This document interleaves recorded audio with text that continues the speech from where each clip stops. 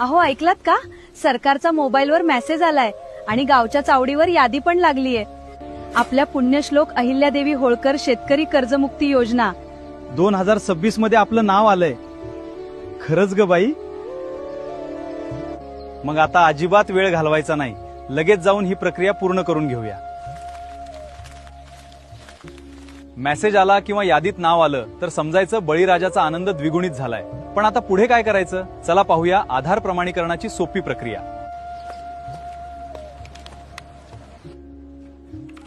या सयाजीराव, कर्जमुक्तीचा मेसेज किंवा यादीत नाव आलंय ना तुमचं? हो, मला मेसेज आलाय. मग तुमच्या मेसेजमधील किंवा यादीतील विशिष्ट क्रमांक किंवा आधार द्या.